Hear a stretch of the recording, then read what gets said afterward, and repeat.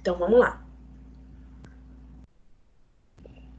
Hoje nós iremos falar, meninos, um pocão, sobre as anemias hemolíticas e como é que a gente encontra elas através dos seus achados clínicos e principalmente dos achados laboratoriais, tá? Como é que a gente vai visualizar a lâmina desse paciente? Ou como é que a gente vai visualizar o hemograma desse paciente frente a esses tipos de anemia, tá? Então, a anemia hemolítica, ela não é um tipo, são vários subtipos de anemias que estão inseridos nesse grupamento de anemias hemolíticas, tá? Para compreendermos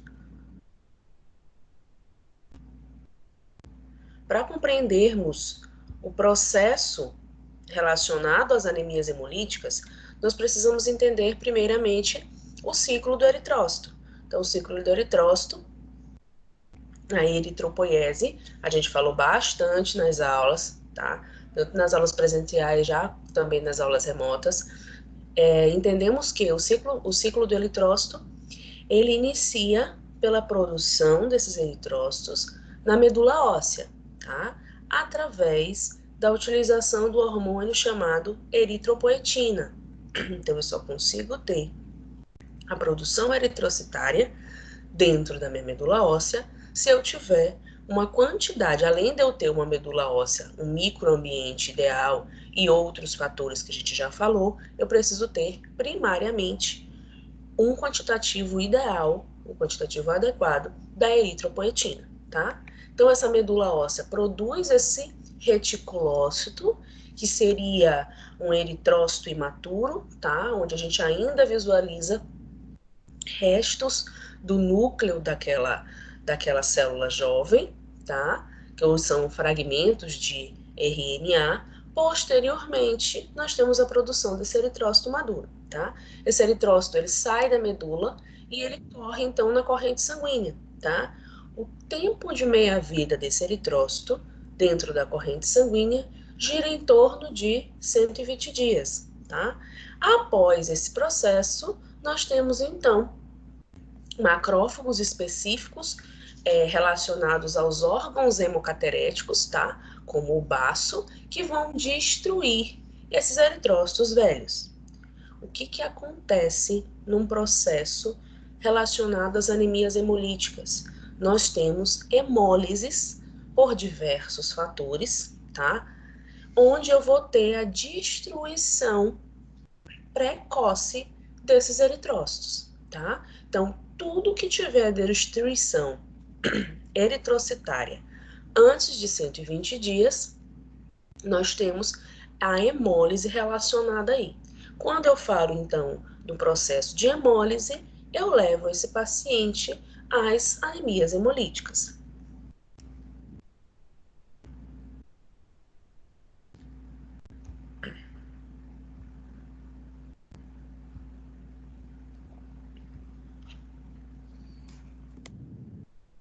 E aí, então, fazendo um contexto a respeito dessas anemias hemolíticas. Então, ela é resultante da destruição precoce dos eritrócitos, tá?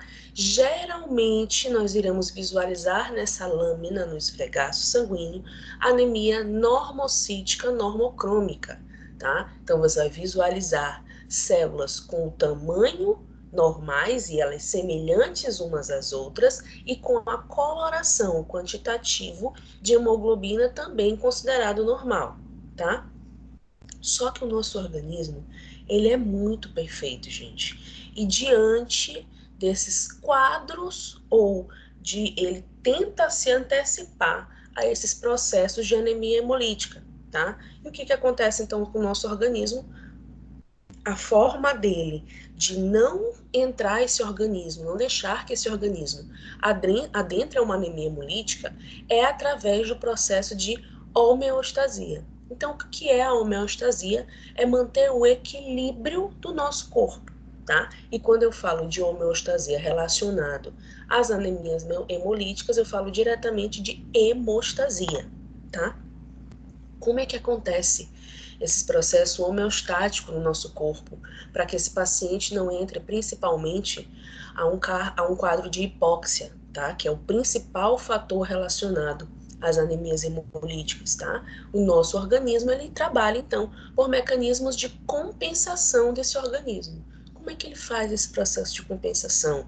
Através de hiperplasia eritroide, que é quando eu tenho um aumento exagerado na produção desses meus eritrócitos, tá?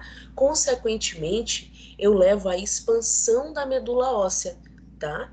Por quê? Porque se eu estou precisando trabalhar na produção de uma célula em específico, eu acabo esquecendo não, deixando de lado a produção de outras células e trabalho nesse mecanismo de compensação dessa célula em específico.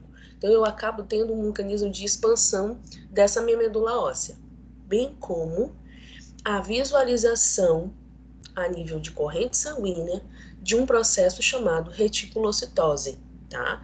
A tua medula, ela começa a ter esse processo de expansão, mas ela não consegue ser rápida o suficiente para produzir as hemácias de uma forma satisfatória.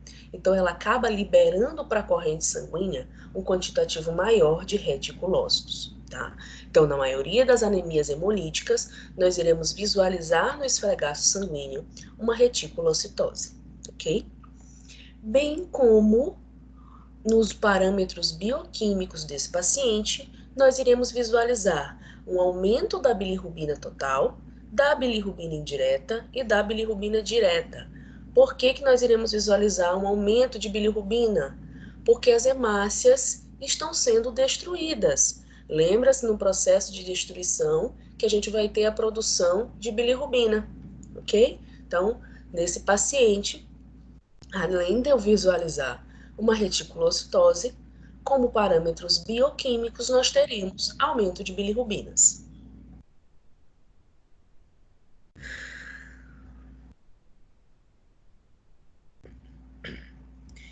Daí mostrando para vocês como é que acontece os dois mecanismos de hemólise que podemos ter no nosso corpo. Nós temos a hemólise extravascular, tá? E a hemólise intravascular. A hemólise extravascular, ela é um processo fisiológico no nosso organismo e ela está relacionada diretamente a esse tempo de meia-vida do eritrócito, tá? Então, a cada 120 dias, mais ou menos 120 dias, nós temos a destruição desses eritrócitos por macrófagos. Aonde? Nos órgãos hemocateréticos. Quando a gente fala de hemocaterese, que é a destruição, então, desses eritrócitos, a gente vai falar diretamente do baço, tá? Então, esse macrófago, ele destrói esse eritrócito. Na lise desse eritrócito, nós temos a liberação de três componentes: a globina, o ferro e o anel tetrapirrólico, tá? Que ao ser quebrado, ele vai originar a protoporfirina, tá? Essa globina, então, ela é quebrada e vai ser produzido, então, esses aminoácidos, então, eles saem, tá? Esse ferro, ele vai se ligar à transferrina e vai retornar para a medula óssea para a produção de novos eritrócitos. Essa bilirrubina, ela vai sair sair desse macrófago na forma de bilirrubina direta, tá? Que é a bilirrubina não conjugada, vai agir no fígado e aí a gente tem a produção da bilirrubina indireta, tá? Nesse fígado, então, nós temos a metabolização dessa bilirrubina que vai ser excretada de duas formas, pelas fezes e pela urina. Pelas fezes, ela é excretada na forma de estercobilinogênio. E pela urina, ela é excretada na forma de urobilinogênio, tá? Essa é a forma onde a gente mais consegue visualizar laboratorialmente, com exceção, lógico, associado, na verdade, à hemoglobina, é visualizar como é que está a urina desse paciente, tá? Através de fatores relacionados à sua coloração.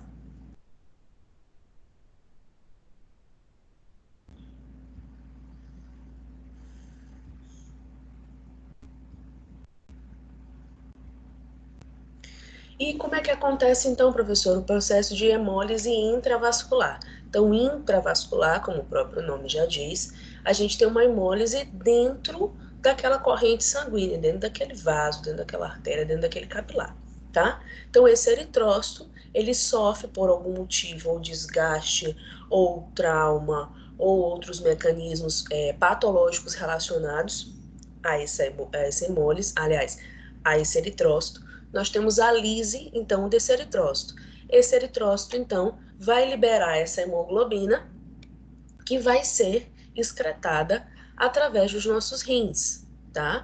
Nós temos o processo de hemoglobinúria, tá? Que é a visualização, a presença, tá? Dessa hemoglobina na urina, e temos também a liberação do ferro associado a essa hemoglobina, que nós temos o processo de hemossiderinúria, ok? Essas anemias hemolíticas, esse excesso de destruição dessas hemácias, nós dividimos em dois grupos, tá? As anemias por defeito do eritrócito e a anemia por agressão a esse eritrócito. Essas anemias por defeitos do eritrócito são chamadas de anemias hereditárias. E as anemias por agressão ao eritrócito, tá? São chamadas de anemias adquiridas. Exemplos de anemias hereditárias, que é o que a gente vai conversar um pouquinho hoje, são as eritroeximopatias, as hemoglobinopatias e as talassemias. E exemplo de anemia adquirida, nós temos as parasitoses, um exemplo bem clássico é o exemplo da malária, que promove, a primeira coisa que ela faz é a promoção da lise, a quebra daquela hemácia, anemias relacionadas às toxinas, à liberação de toxinas, aos fármacos, aos traumas, tá? Um exemplo que foi trago foi das microangiopatias, tá? Que estão relacionadas à formação de pequenos trombos e destruição de pequenos vasos, tá? Professora, E as doenças autoimunes. Oi. as meninas estão querendo entrar na aula. Sheilane, Maísa, Bárbara, e elas não estão conseguindo. Só aparece a Sheilane aqui para mim, que eu acabei de adicionar. Né? Maísa, Michele e Bárbara, que elas estão no aguardo aí. É Michele Nicásio, é? Isso. Eu Michele já entrei, já entrou. de entrar. Então falta Sheilane só entrou também. Maísa e Bárbara. Peça para ela Valeu, sair. Adjair. Peça para ela sair e entrar novamente. Tá Tá, bom. Dija? Professora, Oi. a hemossiderinúria é quando é o que mesmo? Ferro? A hemossiderinúria é presença de hemoglobina. Mas você tinha relacionado alguma coisa com o ferro, eu não tinha entendido. Deixa eu te mostrar aqui, só um minutinho. Ah, perdão, desculpa, acabei falando errado. Hemoglobinúria É o sangue na urina. hemoglobina. Hemoglobina na urina. Não Isso. ter sangue. Por quê? Desculpa te corrigir. Porque a gente tem muitos erros laboratoriais relacionados a isso. Quando a gente pensa na hemólise, eu tenho a lise da hemácia, correto? Eu tenho a quebra dessa hemácia. Quando nós vamos passar a fita de urina, você não... Barulheira é essa? Deixa eu só desligar aqui.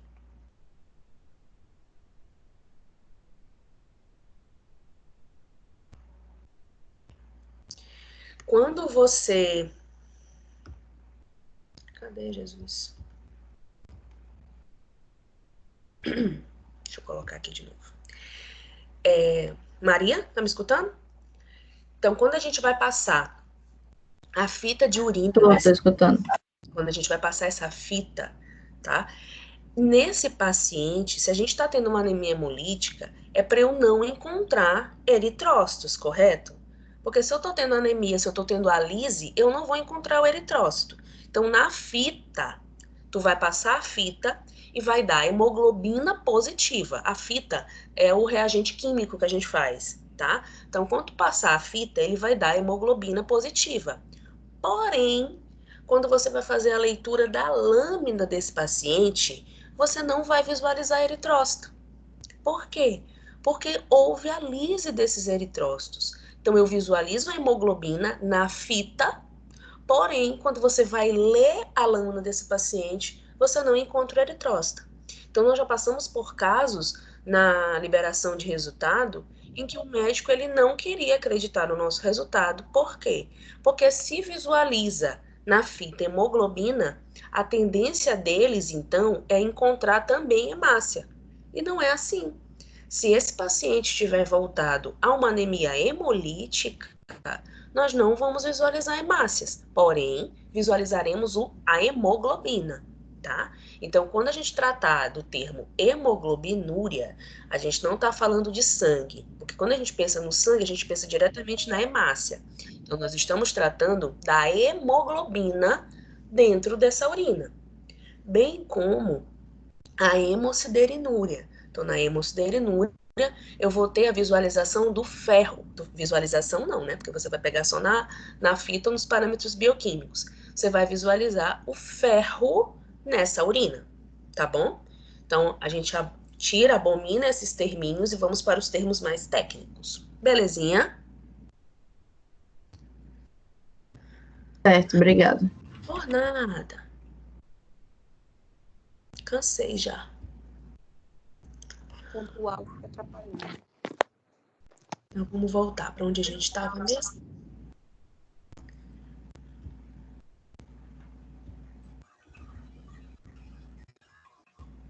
Então, hemoglobinúria, hemoglobina e hemosiderinúria, ferro, tá? Ai, agora vai esperar um pouquinho. Deixa eu iniciar esse slide. Bom, e aí, então, a gente fala sobre as anemias adquiridas. Falei, né? Estão relacionadas às parasitoses, às toxinas, aos fármacos. Nós temos um grupo de mais ou menos 100 fármacos que estão envolvidos diretamente em anemias induzidas por esses fármacos, tá? Nos traumas e nas doenças autoimunes. Então, a gente faz a relação direta. Quando eu tenho anemia hemolítica, que eu tenho esse excesso de destruição, provavelmente, quando a gente vai fazer o hemograma desse paciente, o eritrócito dele vai dar baixo, tá? E eu vou visualizar no esfregaço sanguíneo dele uma presença exagerada de reticulócitos, beleza?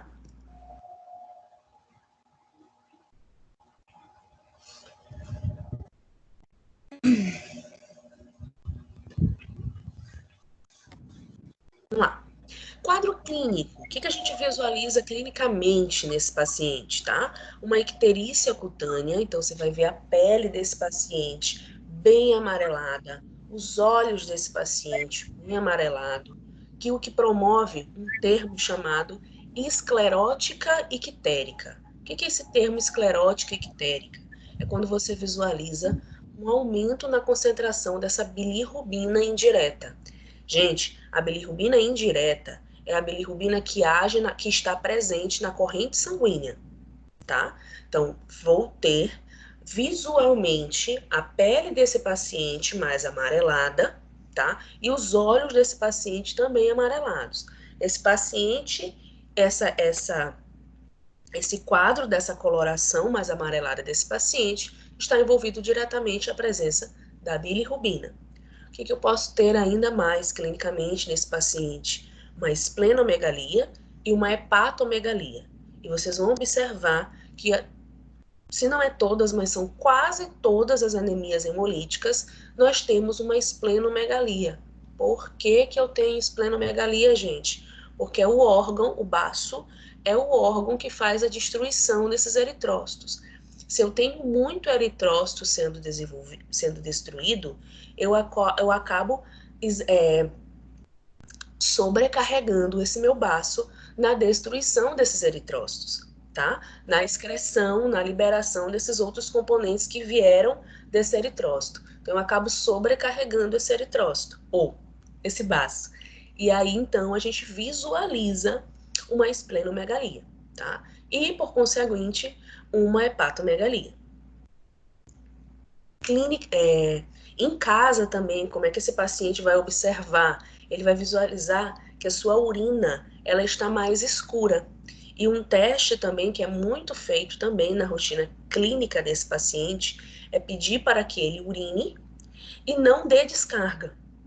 No processo que ele não der descarga, a oxidação do ambiente vai promover o escurecimento dessa urina. Por quê? Porque o oxigênio do ambiente vai agir com aquela hemoglobina que está ali naquela urina. Esse processo, então, de oxidação vai levar com que essa urina escureça, tá? Então, é um dos fatores que utiliza para o paciente diretamente para saber se ele está tendo algum tipo de anemia hemolítica ou não, tá? Bem como visualizar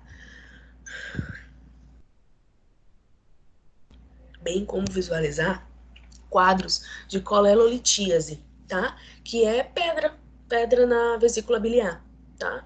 Essas pedras, elas geralmente estão relacionadas a um quadro de anemia hemolítica crônica, tá? Que é quando esse paciente já tem alguns meses passando por esse processo de anemia. Aí é que a gente vai ter essa promoção essa calcificação promovida dentro da vesícula biliar, tá? Então, bem como crises aplásticas por exaustão da medula óssea, tá? Então, o que seriam essas crises aplásticas? É visualização na corrente sanguínea, no esfregaço sanguíneo, de células imaturas. Então, ele começa a jogar a célula muito imatura na corrente sanguínea, porque ele já não consegue mais trabalhar de uma forma efetiva, tá? Dentro, então, dos quadros, dentro da classificação dessas anemias hemolíticas, que a gente dividiu em anemias hereditárias e anemias adquiridas, dentro do quadro das anemias hereditárias, nós temos as membranopatias, os defeitos metabólicos e as hemoglobinopatias. Dentro das membranopatias, nós temos a esferocitose hereditária e a eliptocitose hereditária, que vocês vão ver mais para frente que elas são muito semelhantes. Outra hereditária é o defeito metabólico da enzima chamada G6PD. E hoje tem muita gente que estuda deficiência da enzima G6PD, tá? Ela está relacionada diretamente à degradação da glicose, bem como proteção dos nossos eritrócitos normais.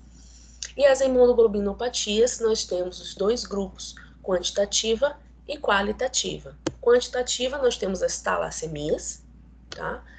E as qualitativas, nós temos a hemoglobina S, que é a anemia falciforme, deficiência de hemoglobina C e hemoglobina instável, que é quando a gente tem diretamente a produção exagerada de reticulócitos. E professor? Oi? Esse processo de destruição precoce dos eritrócitos, eles afeta o metabolismo do ferro? Não entendi tua pergunta, fala de novo. É porque a anemia hemolítica vai ser um processo, vai ser a destruição mais precoce dos eritrócitos, certo? Certo. E isso afeta de alguma forma no metabolismo do ferro? Ele não afeta diretamente no metabolismo no ferro, porém, eu vou ter um quantitativo maior de ferro na corrente sanguínea e que eu posso promover uma produção exagerada de radicais livres. Mas diretamente no metabolismo desse ferro, tá? Ele agiria geralmente numa forma indireta, tá? Porque aí eu sobrecarregaria essa minha medula de uma produção de ferro, teria um quantitativo maior de hemociderina, tá? Então, ela age indiretamente no metabolismo do ferro, tá bom?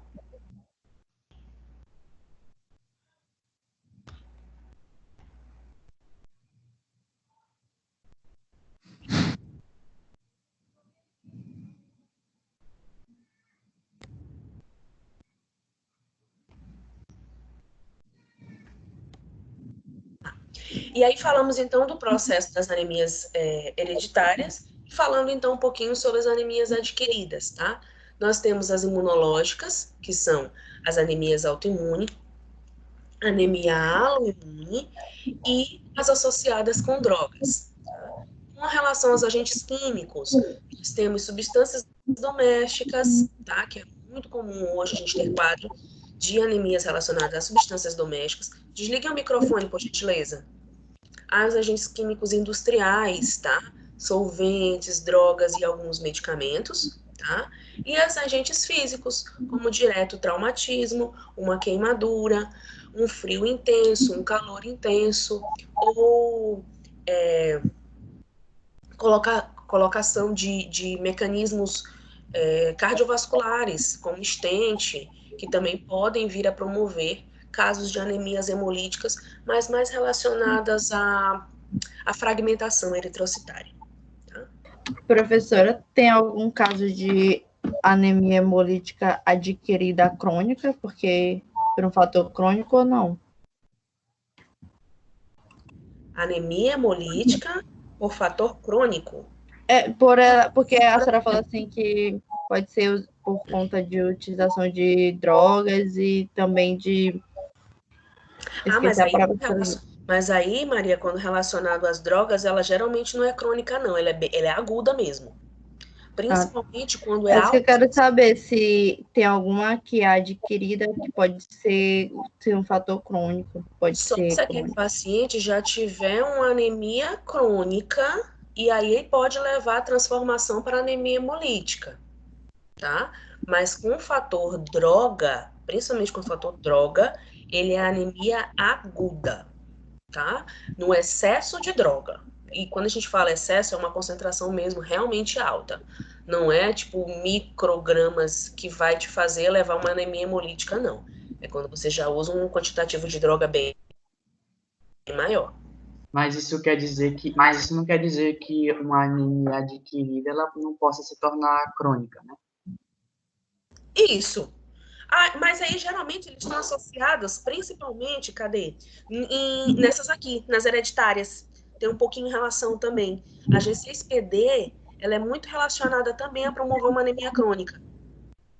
Tá? A gente tem alguns estudos relacionados à G6PD, principalmente relacionada a ela ser a levar o indivíduo a uma anemia hemolítica, mais do tipo crônica. Tá? Tanto que a gente vai falar um pouquinho mais na frente, que a G6PD ela é assintomática. Então, geralmente, você vai observar ela quando você já está numa fase cronificada.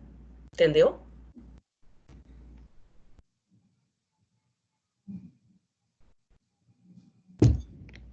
Agora, a droga não. Droga é aguda mesmo. É agudona mesmo. Bom, relacionado às infecções também, tá? As anemias adquiridas. Então, infecções Quer falar alguma coisa? É porque tem alguém com o microfone ligado. Eu ia pedir. Tá dando...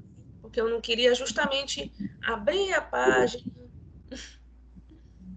Mas eu vou tirar. Pronto. Aproveitar para aceitar aqui.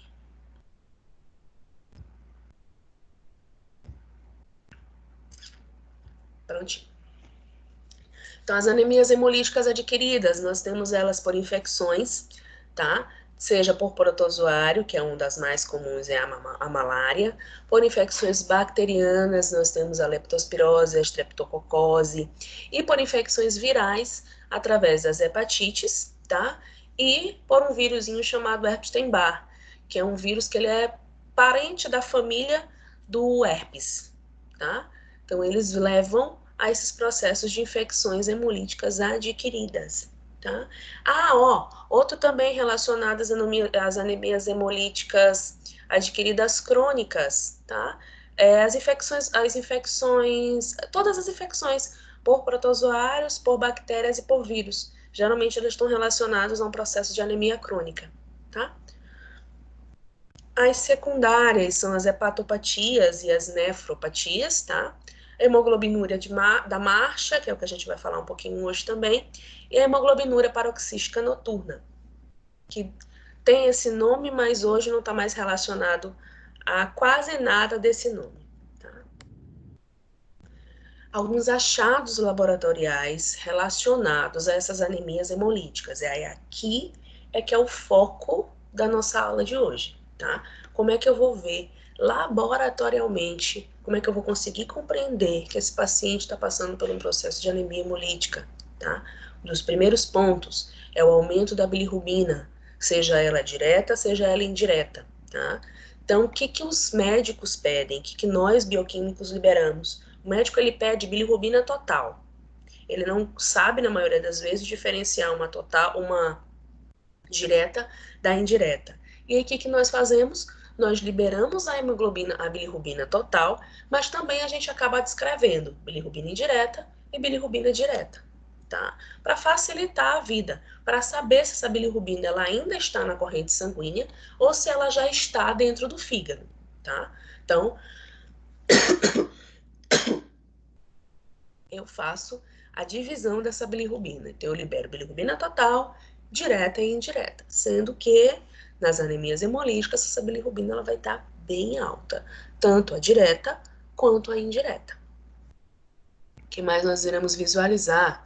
Um aumento também dessa bilirrubina na urina. Então, a gente tem um aumento do urobilinogênio urinário, tá? Por quê? Porque como eu tenho uma sobrecarga na corrente sanguínea, como eu tenho uma sobrecarga no meu fígado, ele está tentando metabolizar e mandar para o rim. E aí esses rins, eles acabam também ficando sobrecarregados. Então, acaba liberando também muita bilirrubina na urina, tá? E aí nós temos uma peculiaridade relacionada às aptoglobinas. As aptoglobinas, elas são enzimas que se ligam àquelas hemoglobinas séricas para encaminhar para o baço, né? Para poder ter a excreção dessa hemoglobina. Eu só consigo excretar essa hemoglobina através da presença das aptoglobinas. No achado laboratorial, a gente tem uma peculiaridade relacionada à aptoglobina. Ela vai estar ausente.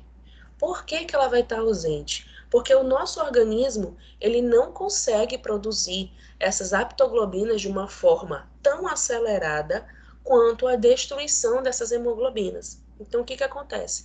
Aquelas poucas aptoglobinas que eu tinha, elas se acoplaram à hemoglobina e foram excretadas. Vai chegar um determinado momento que eu vou ter um quantitativo muito alto de hemoglobina, mas eu não vou ter mais aptoglobina para carrear essa hemoglobina. Então, o que acontece? Eu acabo tendo uma concentração maior de hemoglobina e a baixa na concentração da minha aptoglobina, tá? Então, eu vou ter bilirrubina alta, urobilinogênio alto, mas a enzima que carrega a minha hemoglobina, ela vai estar em baixa. Por quê? Porque ela não consegue ser produzida da mesma forma efetiva como a hemoglobina está sendo destruída, tá?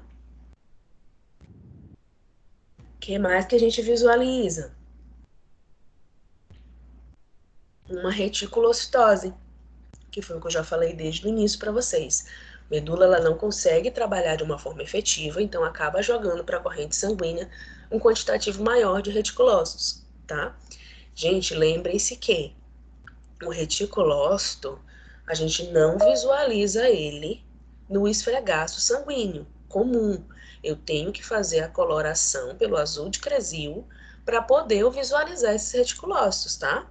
Então, no esfregaço comum, você não vai visualizar esse reticulócito. Porém, se o teu aparelho ele for robusto, ele vai fazer a contagem desse reticulócito. E aí sinaliza para você que você tem que fazer o esfregaço para quantificar essa quantidade de reticulócitos que está presente nesse esfregaço sanguíneo, tá?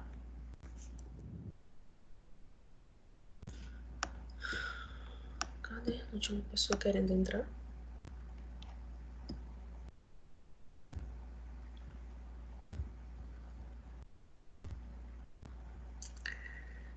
O que mais? A gente vai visualizar, então, uma hiperplasia eritroide.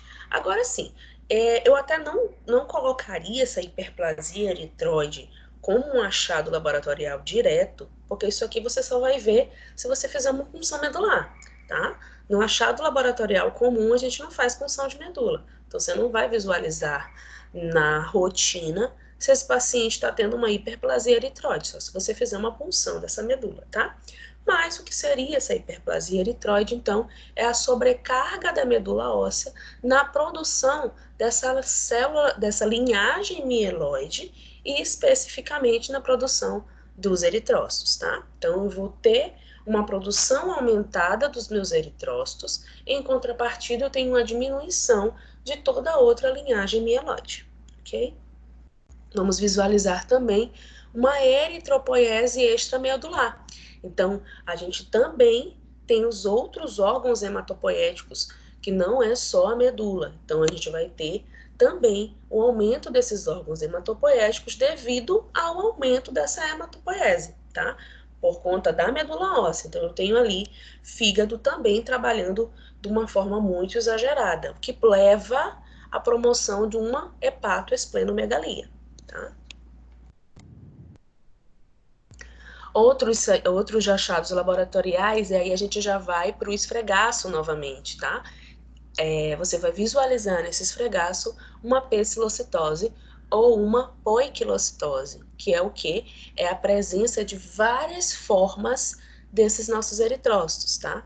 Os mais comuns de serem visualizados são os microesferócitos, tá? Que estão relacionados diretamente à nossa esferocitose hereditária, aos eliptócitos e aos esquizócitos também, que estão relacionados também aos traumas, tá? Vamos fazer também, no setor da hematologia também, um exame chamado fragilidade osmótica, tá? Que é para saber qual que é a sensibilidade dessa membrana eritrocitária frente a essas lesões ou a essas agressões. Como a gente está falando ali, na maioria delas, de lesão a nível de membrana, então essa fragilidade osmótica, ela tem por obrigação de dar positiva, tá? Por quê? Porque esses eritrócitos, eles ficam muito mais sensibilizados à presença desse macrófago, tá? Então, a gente tem uma lise muito maior desses eritrócitos pela presença desses macrófagos, e aí nós teremos um exame chamado fragilidade osmótica dando positivo, tá? Quando esse exame, ele dá positivo, você pode bater o martelo porque ali tem uma anemia hemolítica, tá bom? E aí fazemos também algumas outras dosagens enzimáticas, mas não tão comuns, tá? Que é a desidogenase lática, que é quando a gente tem a quebra, então, dessa hemoglobina, a hemoglobinemia e a hemoglobinúria, tá? Mas esses testes enzimáticos, eles são pouco descritos, são pouco feitos na rotina laboratorial, tá bom? Então, o que a gente faz na rotina laboratorial? Eu faço o esfregaço sanguíneo desse paciente, tá? Faço o esfregaço para visualização de reticulócito, então eu colo esse esfregaço com a coloração de meigro-alguinça para o esfregaço comum e faço a coloração de azul de cresil para o reticulócito. Ponto. Faço fragilidade osmótica para saber a sensibilidade dessa membrana eritrocitária frente a esses macrófagos. Faço parâmetros bioquímicos para dosar bilirrubina direta e bilirrubina indireta, tá bom? E professor, E a senhora falou, ver se eu anotei certo, a senhora falou que a anemia hemolítica é uma anemia normocrômica, certo? normocítica ou normocrômica? Tá. Na maioria. Tá, mas essa eliminação de bilirrubina, ela não vai afetar a quantidade de hemoglobina assim normal para a produção de novos eritrócitos? Mas a bilirrubina não entra na produção de novo eritrócito. Quem entra é o ferro. Ah, então eu confundi. Pensei que que ela também seria utilizada. Não, a bilirrubina é a que é excretada. Eu excreto a bilirrubina através das fezes. Então, Não, não é de hemoglobina, não. É de hemoglobina, quer dizer, não de bilirrubina. peraí, refaz tua pergunta que eu não entendi. Tá, a senhora falou que é uma anemia normocrômica. Ok. Tá, aí vai, já que aumenta a eliminação de bilirrubina, tem alguma coisa a ver com hemoglobina em si? Eliminar, tipo, não reaproveitar? Se vai diminuir a produção desse reaproveitamento dessa hemoglobina lá na medula, É, diminui, porém, eu consigo, mesmo com essa diminuição, ainda assim ter a produção de hemácias normais, porque eu não diminuí a quantidade de ferro e também não diminuí a quantidade da eritropoetina. entendeu? Eu continuo tendo a produção de eritropoetina e continuo tendo ferro. Então, se eu tenho ferro e tenho eritropoetina, minha medula ela consegue trabalhar de uma forma efetiva. Tá certo. Aí não confunde com a bilirrubina. A bilirrubina, eu não uso nada da bilirrubina. É porque eu confundi no nome Eu dos termos. preciso excretar essa bilirrubina, tá? Através de urobilinogênio e estercobilinogênio, tá bom? Eu acho que agora tinha alguém entrando. Deixa eu aproveitar logo que a gente parou. Belezinha por enquanto? Ó, quero que vocês guardem essas informações bem aqui para vocês que eu acabei de falar, tá? Em relação aos achados laboratoriais. O que é que eu faço na minha rotina? Relacionado aos achados laboratoriais. Doseio bilirrubina total, direta e indireta. Doseio bilirrubina. Faço esfregaço sanguíneo para saber se eu estou tendo esferócitos ou eliptócitos, tá? Faço esfregaço com azul de Crasil para visualizar o quantitativo de reticulócitos, então já tem 3 pontos, e faço o exame chamado fragilidade osmótica para saber a sensibilidade. Vocês estão olhando o slide? Não, né? Estamos. Estamos. Sim. Estávamos, agora não. É. É porque para mim aqui não estava vermelhinho, aí eu achei que vocês não estavam olhando. Então, faço bilirrubina, faço esfregaço normal para visualização da poiquilocitose, faço esfregaço pro azul de Crasil para reticulócito e faço teste de fragilidade osmótica para saber a sensibilidade dessa membrana eritrocitária com a chegada dos macrófagos para sua destruição. Beleza? Dividindo, então, o que seria a hemólise intra e o que seria a hemólise extravascular. A hemólise extravascular, só recapitulando, é o excesso de remoção dos eritrócitos nos órgãos hemocateréticos, que são os órgãos de destruição desses hemácias. E a hemólise intravascular é quando eu tenho uma hemólise direta na circulação sanguínea, tá? Com a liberação, então, direta dessa hemoglobina livre. Essa hemoglobina, então, vai se conjugar às aptoglobinas, tá? Que podem, então, ultrapassar esse limiar de filtração, causando essa hemoglobinúria e essa hemosiderinúria. E aí, lembrem-se, se nós fôssemos dosear as aptoglobinas,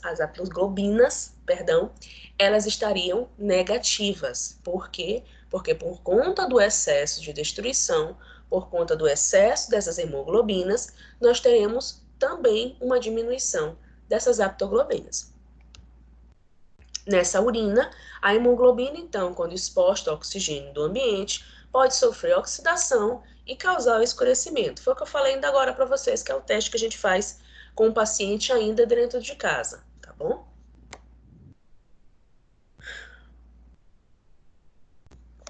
Aqui eu trouxe para vocês uma visualização de tubinhos com urina. Aqui tudo é urina, tá?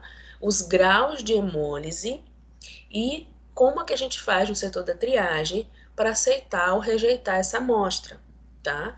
Então, esses graus, a partir do grau 3 para frente, eu só aceito essa amostra se eu olhar, observar na ficha desse paciente, se ele está fazendo exames específicos para anemia hemolítica, tá? Aí nós aceitamos essa amostra. Se esse paciente ele estiver fazendo EAS comum, geralmente a gente aceita essa amostra, mas coloca lá um aceite com restrição.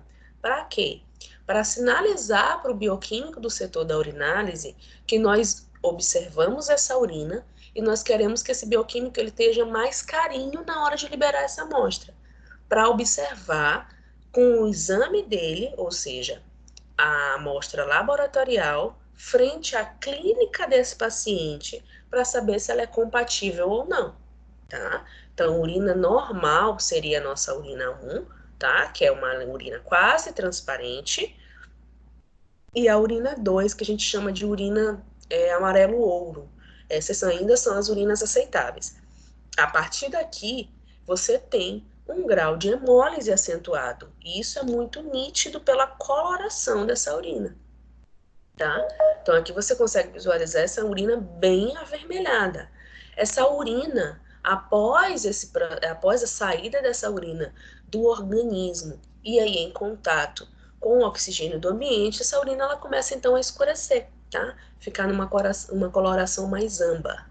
Isso aqui está intimamente relacionado às anemias hemolíticas, tá? Então, você sinaliza, você como bioquímico da triagem, sinaliza para o setor da urinálise que esse paciente está tendo um grau de hemólise que ele precisa observar com mais cautela por que ele está tendo esse grau de hemólise, tá? Para liberação.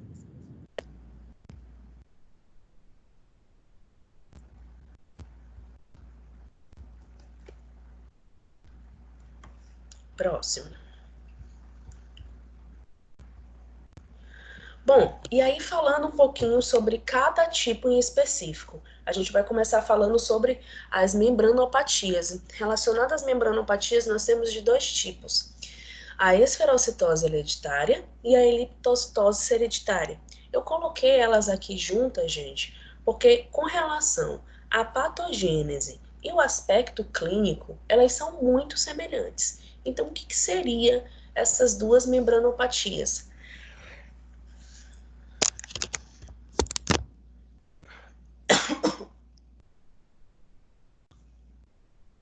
Só um minutinho.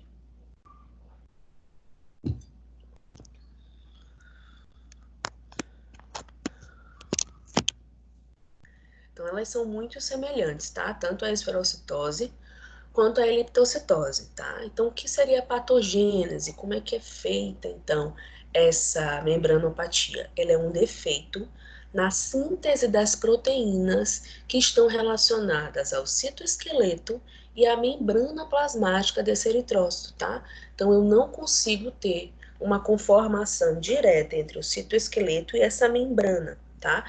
Se eu não consigo ter a formação dessas proteínas de uma forma específica, de uma forma normal, por fatores hereditários, por fatores genéticos, eu posso levar à perda gradativa dos lipídios dessa membrana plasmática. Se eu perco esse lipídio, eu perco essa membrana eritrocitária. Essa membrana, ela é fosfolipídica.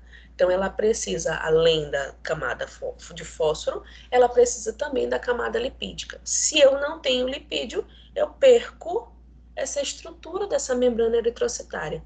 Então, eu deixo frágil, tá? Peculiaridade relacionada às duas membranopatias. A medula, ela produz esse eritrócito normal.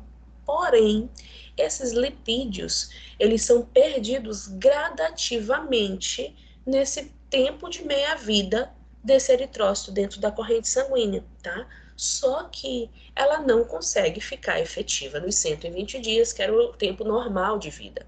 Então, essa degradação, ela se inicia a partir da chegada desse eritrócito na corrente sanguínea, tá? Então, a medula, ela libera eritrócito normal, bicôncavo, perfeitinho, tá? Porém, ele vai sofrendo essa degradação, essa perda lipídica no decorrer da vida dentro da corrente sanguínea, tá? E aí, essa perda, ela vai formar esse eritrócito de duas formas, na forma de esferócitos e na forma de eliptócitos, tá?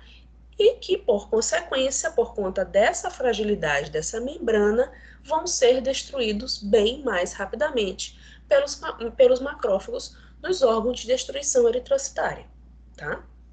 Então, como patogênese dessas duas membranopatias, são deficiências nas sínteses de proteínas que estão relacionadas ao citoesqueleto e à membrana plasmática, ou seja, vai levar a uma destruição dos lipídios dessa membrana eritrocitária. Se eu não tenho esses lipídios, eu vou perdendo a conformação dessa minha membrana, deixando ela mais frágil, tá? E chegando à forma de esferócito e eliptócito, ok? Aspectos clínicos, elas são doenças genéticas autossômicas, tá? Então, são doenças hereditárias, manifestam-se em qualquer idade, tá? Apresenta icterícia, isso é normal, porque se a gente está tendo destruição dessas hemácias, eu vou ter icterícia, esplenomegalia, cálculo biliar e crise aplástica, porque a medula estaria sobrecarregada. Quando eu falo a respeito dos aspectos laboratoriais dessas duas membranopatias,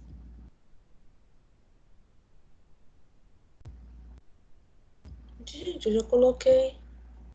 Ariane, tu tá saindo toda hora, Ariane. Já te coloquei ainda agorinha, mulher. Sai mais não.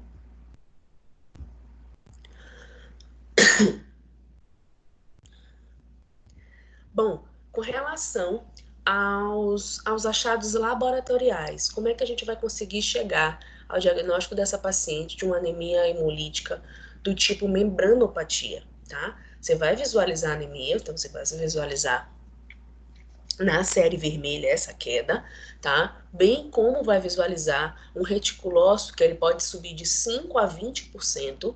Então, o que seria um reticulócito normal ali de 0,5, ele pode subir para 2,5, para 5. Então, a gente tem um aumento bem considerado da presença desses reticulócitos, tá? Bem como a presença tanto dos esferócitos quanto dos eliptócitos, tá? Você vai visualizar também uma investigação que teste chamado cumbis direto e cumbis indireto, que estão relacionados à sensibilização dessa membrana, tá? A presença de anticorpos anti-D nessa membrana, tá? Ela não está relacionada, as membranopatias, elas não estão relacionadas à produção de anticorpos, tá? Então, tanto o cumbis direto quanto o cumbis indireto, ele dará negativo. Porém, quando eu falo de fragilidade osmótica ou teste de resistência osmótica, aí é batata, ele dá positivo, tá? Se eu estou falando de destruição, de fragilidade das membranas eritrocitárias, então esse teste é o primordial relacionado às anemias hemolíticas do tipo membranopatias, tá? Qual que é o tratamento que pode ser feito para esse paciente? Se ele já tiver num estadiamento bem mais acelerado, geralmente é feito a esplanectomia, tá? Mas vai muito com a indicação clínica, tá? Vai muito do médico, o grau de estadiamento dessa esplenomegalia ao ponto de ter que fazer a retirada, tá bom? Um exame também que é muito comum a gente fazer no laboratório, além do esfregaço, além do teste do cumbis direto, da fragilidade osmótica, é a eletroforese de proteína, tá? Então, você não faz a eletroforese de hemoglobina aqui, tá? Porque eu não estou falando intrinsecamente, estou falando da membrana externa, tá? Então, eu não faço a eletroforese de hemoglobina, eu faço a eletroforese de proteína, para investigar a presença ou a ausência dessas proteínas da membrana plasmática, tá? Então, eu vou dosear as proteínas da membrana plasmática. Então, eu faço o exame chamado eletroforese de hemoglobina. Esferocitose e eliptocitose. O que eu vou encontrar? Um grau de anemia considerável, reticulocitose, que vai estar entre 5 a 20% elevado, visualização de esferócitos para a esferocitose hereditária, eliptócito para eliptocitose. Posso dosear o cumbis, tá? Mas ele vai dar negativo, porque eu não tenho interação direta com os anticorpos. Vou dosear, fazer o teste de fragilidade. Como é que funciona esse teste de cumbis?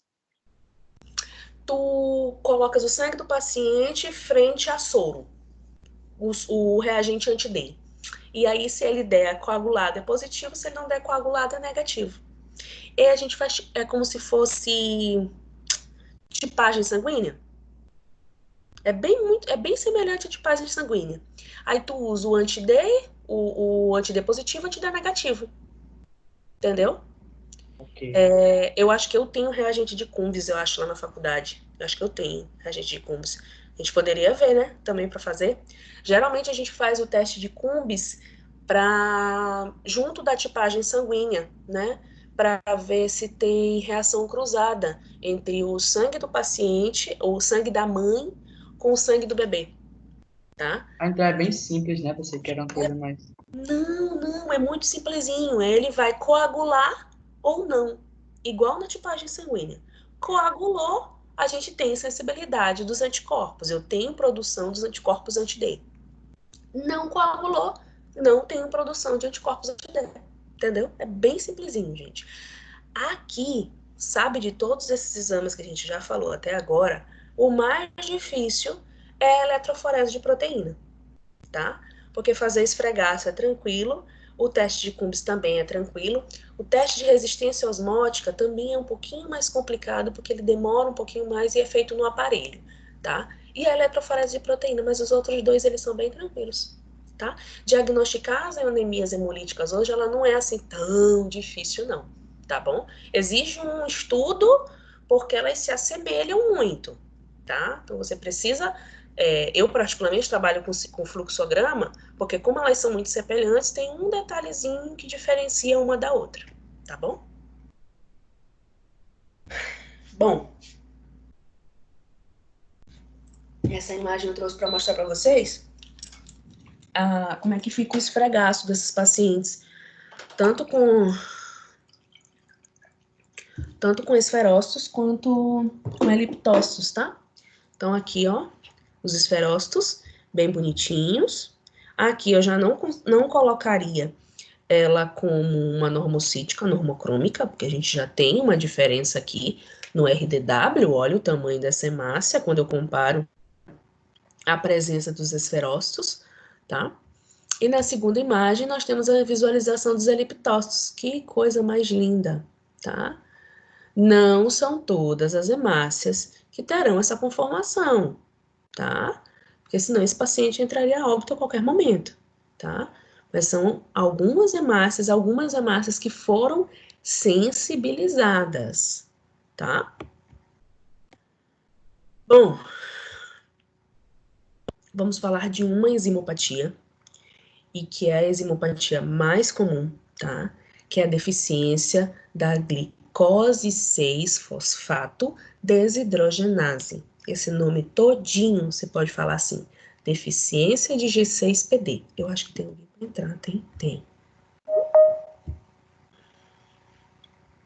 Coloquei.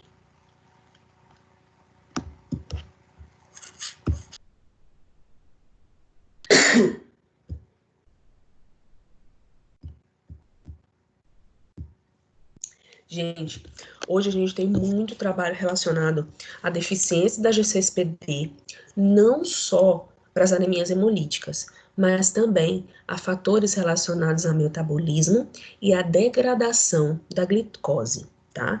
Então, a G6PD, ela é uma enzima que ela está presente em todas as nossas células do organismo, tá? E elas auxiliam na produção de substâncias que protegem contra fatores oxidantes. Então, ela seria uma enzima que está relacionada aos fatores antioxidantes, tá?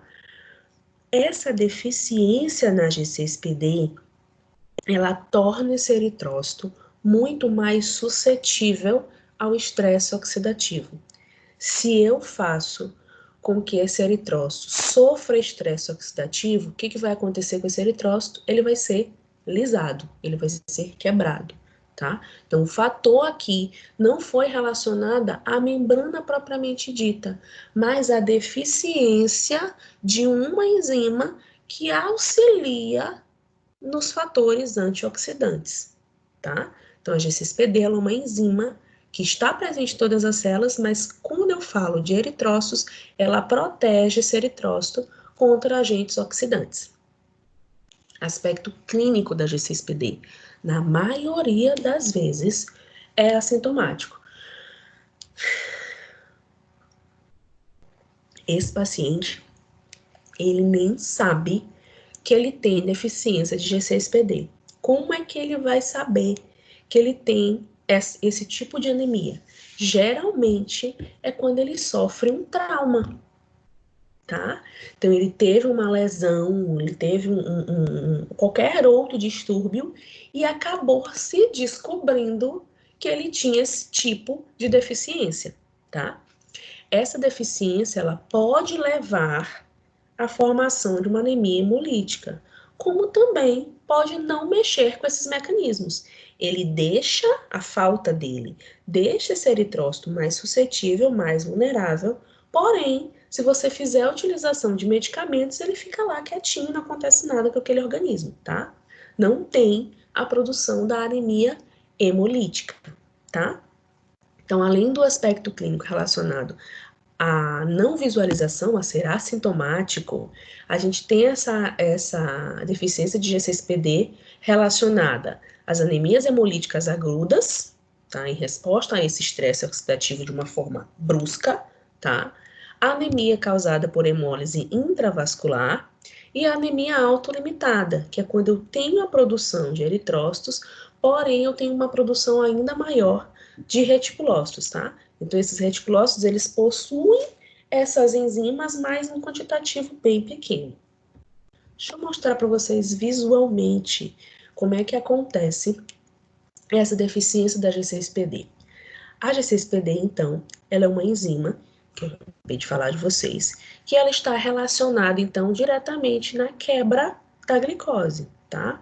No meu mecanismo de metabolização, de quebra dessa glicose, tá? E aí, essa G6PD, então, vai agir na formação do lactato e vai agir nos ciclos da pentose. Aí a gente vai lembrar lá de bioquímica básica, não sei nem quando é que vocês tiveram essa disciplina, relacionada ao ciclo das pentoses, para a respiração desse organismo, tá? Para metabolismo do organismo. O que essa G6PD faz? Essa G6PD, ela faz a transformação do NADP em NADPH, tá? Que está relacionada a esse meu processo de metabolização, tá? Então, eu transformo NADP em NADPH e, consequentemente, eu transformo esse GSH, que é a glutationa reduzida. Quando eu tenho a glutationa reduzida, essa glutationa, ela age com que proteja o teu organismo frente aos agentes oxidantes, tá? Então, ela deixa com que nada de ruim aconteça com a tua membrana. Ela protege essa tua membrana frente aos agentes oxidantes. Então, essa glutationa reduzida, ela seria o quê? Um antioxidante, tá? Então, a G6PD age na produção dessa glutationa reduzida para agir como antioxidante frente a essa membrana eritrocitária. Ponto. Isso é um mecanismo normal. Quando eu tenho a deficiência da G6PD, o que acontece? Eu não consigo ter a produção, a transformação do NADP em NADPH, consequentemente, eu não tenho a produção da glutationa reduzida. Se eu não tenho a produção dessa glutationa reduzida, o que vai acontecer com esse eritrócito? Ele vai ficar sensibilizado ele vai ficar vulnerável, na verdade, frente aos agentes oxidantes. O que vai acontecer, então? Vai levar a uma lesão dessa minha membrana do eritrócito, tá? Então, a G6PD, ela age indiretamente, tá? Porque se eu não tenho a G6PD, eu deixo essa minha membrana eritrocitária vulnerável aos agentes oxidantes, tá? Então, a G6PD, ela age na quebra da glicose, tá? Para a produção de metabolismos, e aí a gente fala a via do lactato e a via do ciclo das pentoses, para o processo de metabolização do nosso corpo, bem como ela age na proteção da membrana eritrocitária. Se eu não tenho essa G6PD, eu deixo, então, esse eritrócito vulnerável, tá? Às lesões das membranas eritrocitárias. Beleza? A gente tem hoje trabalhos relacionados à G6PD principalmente na degradação dessa glicose frente a pacientes com resistência à insulina, tá? Então, foi descoberto que a gente tem defeitos relacionados a G6PD com esses pacientes resistentes à insulina, tá? E aí, para o nosso lado, o que a gente trabalha a respeito da deficiência da G6PD é observar se esse paciente ele tem essa vulnerabilidade maior a essas anemias hemolíticas.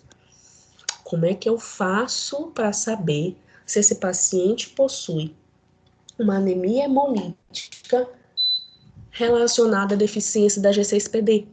Eu doseio bioquimicamente, tá? A G6PD, tá? Então, a gente já tem testes laboratoriais frentes a essa enzima, tá? Que é a G6PD. Então, vai lá aparecer se ela está em alta, se ela está normal ou se ela está em baixa. Se ela está em baixa, aí a gente tem que investigar, né? Aliás, a gente já consegue detectar que isso é uma deficiência hereditária e saber se essa deficiência ela vai agir diretamente na presença de anemias hemolíticas. Deu para entender?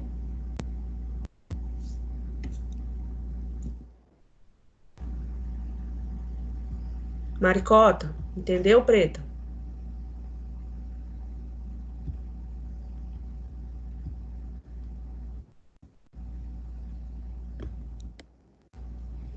Deu para entender sim, Ventura. Obrigada. Ai, beleza, graças a Deus. Tava com medo de vocês não entenderem G6PD.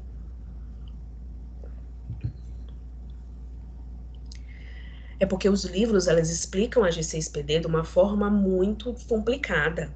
Aí eu disse, não, gente, eu preciso trazer de uma forma que vocês consigam entender a G6PD, porque se vocês forem para os livros e vocês pegarem lá deficiência de G6PD, vocês vão ver um meio mundo de coisa que na maioria das vezes ninguém entende, tá? Só quem já trabalha com G6PD há muito tempo. A gente tem laboratórios aqui em São Luís, tá, gente? Trabalhando com deficiência de G6PD, muito massa. Bom, anemia hemolítica autoimune por anticorpos quentes. Então, aqui agora a gente está falando de as anemias adquiridas, tá? Então, estão relacionadas diretamente à presença ou ausência desses anticorpos. E aí, bora prestar atenção agora que quando eu falo de anticorpos, eu tenho alguns diagnósticos laboratoriais, alguns achados laboratoriais completamente diferentes das anemias hereditárias, tá?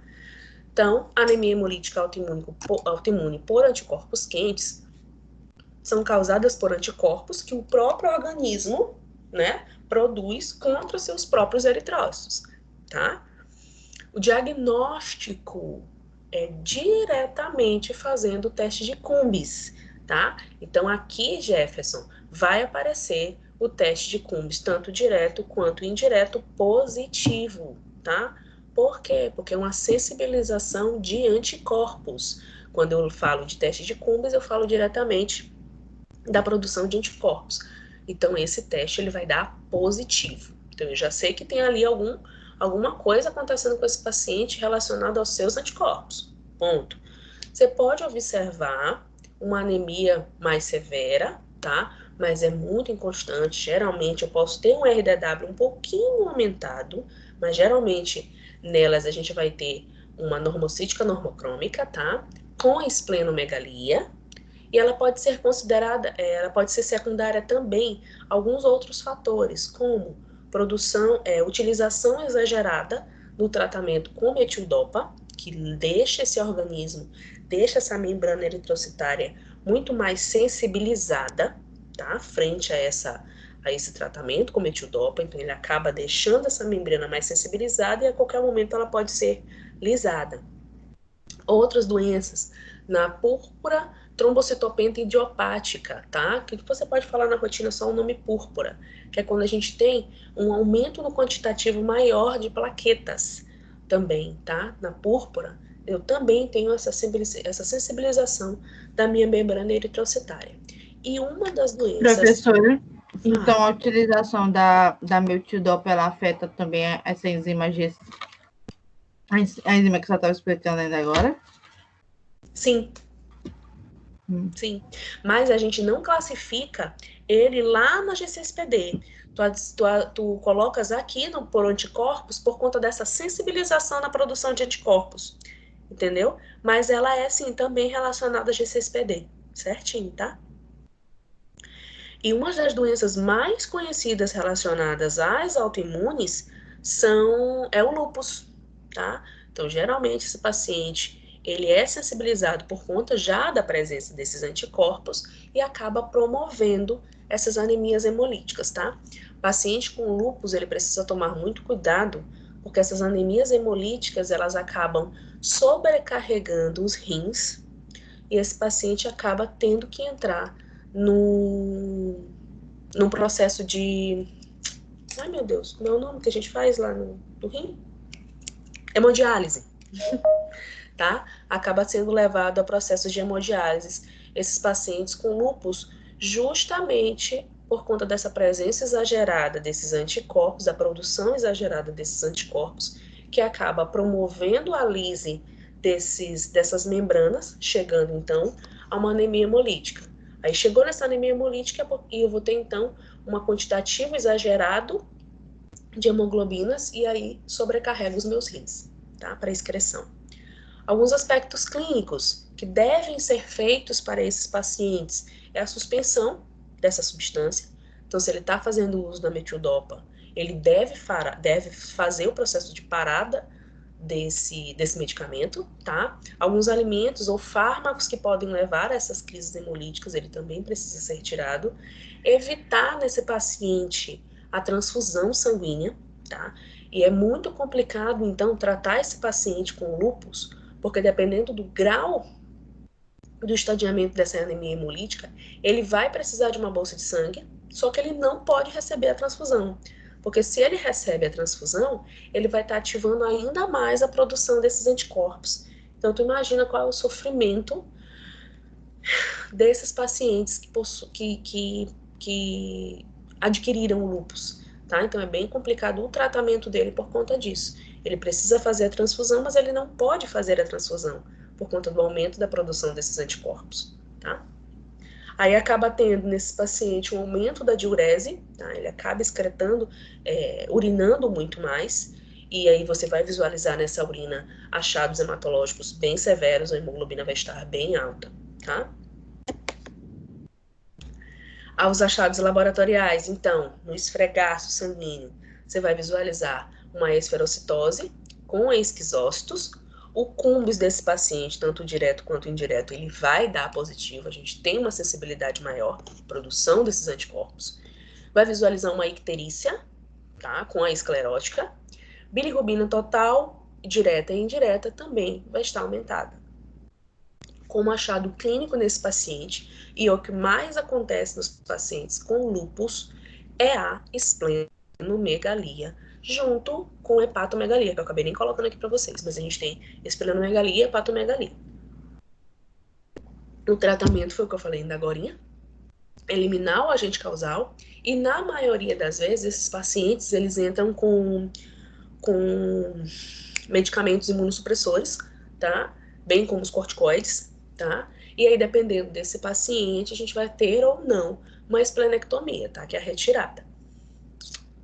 Dependendo do estadiamento dessa doença, pode ser feito também o tratamento com a imunossupressão desses anticorpos monoclonais, tá? Para diminuir a produção, a expressão desses anticorpos e tentar atenuar esse grau de anemia hemolítica desse paciente, tá? Esses pacientes, eles devem evitar temperaturas elevadas, porque como o próprio nome da anemia já diz, é uma anemia autoimune por anticorpos crentes, eles têm uma sensibilidade maior por altas temperaturas, então esses pacientes, eles precisam ser tratados de uma forma mais fria, tá? Atenuando as temperaturas desse paciente para diminuir a produção desses anticorpos monoclonais sensibilizados pelo calor, tá? Cadê a pessoa? Escutei um barulhinho.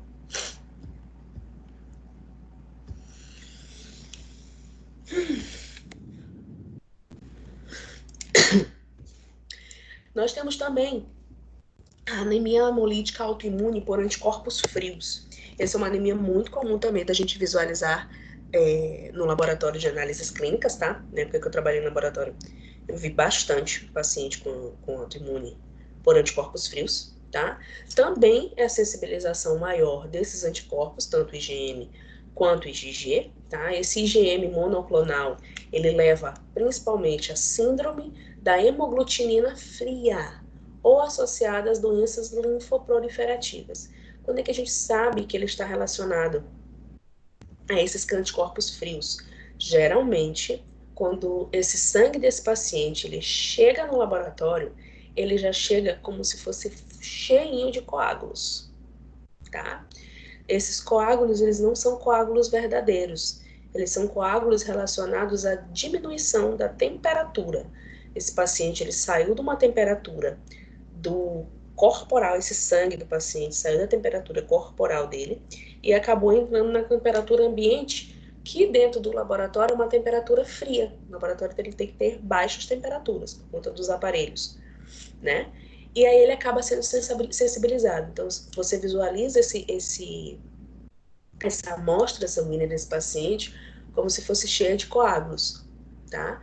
Tanto para o IgG quanto para o IgM, tá? Bem aqui é IgM, tá? Já faço a modificação. O IgG policlonal, eles estão relacionados aos vírus, tá? Então, geralmente estão relacionados ao Epstein-Barr, tá? E na pneumonia com micoplasma e também com ureaplasma, tá? Como é que acontece esse processo de sensibilização, então? Esse anticorpo, ele se liga ao eritrócito, tá? De um quantitativo muito maior, tá? E acaba levando a hemólise. Esse tipo de hemólise por anticorpos frios, ela pode ser tanto extravascular quanto intravascular. O pior prognóstico é quando ele é do tipo intravascular, tá? Por conta da sensibilização desses anticorpos à membrana eritrocitária. Esse paciente, ele possui, sim, esses anticorpos. Porém, por conta dessa deficiência, tá? Desse processo de produção maior, tá? Desses anticorpos pela doença autoimune, né? A gente acaba tendo uma produção maior desses anticorpos e aí levando a lise dessas hemácias. O que a gente visualiza nos aspectos clínicos? Só vai visualizar através de uma anemia hemolítica já no estadiamento mais severo, tá? Numa anemia crônica, tá? E ela vai ser agravada principalmente pelo frio, que são a produção dos anticorpos frios, icterícia leve. Você vai visualizar no achado clínico uma esplenomegalia, tá? E essa acrocianose, que essa pele do paciente ela vai ficar muito mais arroxeada. Ele, na maioria das vezes, acaba pensando que esse processo de coloração basofílica dessa pele dele está relacionado ao frio, à baixa temperatura, mas que, na verdade, está relacionado à anemia hemolítica em decorrência da baixa temperatura, tá? Então, você vai visualizar no laboratório o tubo desse paciente como se fossem coágulos, a gente pode até chamar de falsos coágulos, tá? E vai fazer a investigação através do teste de Cumbis, tá? Deixa eu ver se eu coloquei aqui. Nem coloquei aqui, mas vocês podem colocar aí no de vocês que nos anticorpos frios também vai aparecer Cumbis direto positivo, Cumbis indireto também positivo, tá? A diferença aqui, mais grosseira, entre o anticorpo quente e o anticorpo frio é a visualização desses falsos coágulos, tá? Que a gente pode também chamar de crioaglutinina. Esse crio vem do frio, tá? O que a gente faz dentro do laboratório? Isso aí são truques que a gente vai aprendendo dentro do laboratório. O que a gente faz dentro do laboratório para descobrir se aquilo ali é um coágulo normal ou se é de coágulo em decorrência da crioaglutinina, em decorrência do frio? Você vai pegar esse tubo do paciente, colocar em banho-maria a mais ou menos 37,5 a 38 graus, tá? Para mimetizar a temperatura do corpo. Vai colocar ele lá e aí esse coágulo, se for por crioaglutinina, ele vai se dissolver. Se foi coágulo por conta de coleta, erro de coleta, esse coágulo ele vai ficar lá, tá? Então, ele vai ser mantido porque ele não estava relacionado à temperatura. Já na crioaglutinina, ele estava relacionado ao frio, à temperatura. E aí, tu passa essa amostra do paciente novamente no aparelho e tu vai ver que vai ter a diferença, tá? Relacionada principalmente à presença desses eritrócitos. Achados laboratoriais no esfregaço sanguíneo, você vai visualizar a esferocitose, tá? Macroscopicamente, você vai visualizar os coágulos, tá? Relacionados a essa crioaglutinina. Vai ter uma hemoglobina sérica aumentada, isso é óbvio, porque a gente está tendo o processo de lise dessas hemácias, bem como uma hemoglobinuria, tá? E, por conseguinte, o escurecimento dessa urina. Qual que é o tratamento desse paciente mais propriamente dito? Manter o paciente aquecido, tá? Porque eu preciso aumentar a temperatura desse paciente, e o tratamento geralmente é com agentes alquilantes, que fazem a modificação dessa temperatura, bem como na esplenectomia também, dependendo do caso do paciente, tá bom? Aqui eu trouxe para vocês a visualização nessa anemia hemolítica com anticorpos quentes, tá? Então, você vai visualizar os esferócitozinhos, tá? Bem como a gente olha até algumas hemácias mais macrocíticas, tá? Essa anemia aqui, geralmente, a gente não tem uma normocitose, tá? O RDW dele é bem mais acentuado. E aí, aqui eu acho lindo ler esfregaço de anticorpo frio, porque você visualiza essas hemácias mesmo toda grudadinha uma na outra. Tu tem umas mais soltas, mas tu visualiza elas aglutinadinhas, querendo se proteger, né? Contra esse frio, contra essa baixa temperatura. Então é lindo você visualizar no esfregaço sanguíneo anemia hemolítica por anticorpos frios, que você visualiza logo o processo de crioaglutinina, que é a aglutinação dessas hemácias. Nós temos também uma anemia hemolítica chamada de hemoglobinuria paroxística noturna, tá? Ou HPN. A hemoglobina paroxística noturna, ela tem três, na verdade, peculiaridades, tá? Uma é relacionada à presença dessa hemoglobina na urina, tá? Então, isso ainda é decorrente, a gente ainda utiliza hoje esse termo hemoglobinuria. Por quê? Porque eu vou visualizar um quantitativo maior de hemoglobina na minha urina. Esse paroxística, ele está relacionada ao início e ao fim dessa anemia de uma forma muito brusca, tá? Ela inicia-se, que eles colocavam antigamente, que ela se iniciava no início da noite e se finalizava no início da manhã. Por isso que se utilizava esse termo noturna, porque eles diziam que esse tipo de anemia, ela só ocorria, isso antigamente, tá? Ela só ocorria nesse processo noturno, tá? Então, eu tinha um aumento de hemoglobina na minha urina, numa forma brusca, tá? Que ela poderia iniciar e parar de uma forma brusca na noite. Só que aí hoje a gente já sabe que isso não acontece. Porém, como a anemia ela foi criada com esse nome, eles acabaram deixando esse nome, tá? O que é a patogênese dessa doença, tá? É um defeito na membrana causada pela deficiência da síntese dessa enzima bem aqui, tá? Que é a glicosilfosfatidil-inositol, a GPI, tá? Essa enzima, ela faz o quê? Ela liga uma estrutura que liga várias proteínas de superfície na membrana celular. O que acontece com esse paciente que possui essa deficiência nessa GPI? Se eu não tenho essa GPI de uma forma acentuada, eu deixo essa minha membrana endotocitária muito mais sensibilizada frente às proteínas do sistema complemento. O que essas proteínas querem? Elas querem destruir essa membrana eritrocitária. Se eu tenho a deficiência nessa enzima, ela auxilia a produção, o acoplamento dessas proteínas nela. E aí ela fica muito mais vulnerável. Essa membrana eritrocitária, ela fica muito mais vulnerável. Se eu tenho essa vulnerabilidade dessa membrana eritrocitária, tá? Por conta dessa enzima, eu levo a lise dessa membrana. Levando a lise dessa membrana, eu ativo a anemia hemolítica, tá? Então, ela é adquirida por conta do defeito dessa membrana. O defeito dessa membrana faz com que essas proteínas do sistema complemento sejam acopladas muito mais fácil nela e aí sensibiliza a minha membrana eritrocitária, tá? Então, eu tenho ela, faço com que esse defeito nela faz com que essas proteínas sejam ligadas muito mais facilmente a elas, deixando essa minha membrana eritrocitária muito mais vulnerável aos processos de hemólise, tá? Quais são os achados laboratoriais? Hemocidenúria, tá?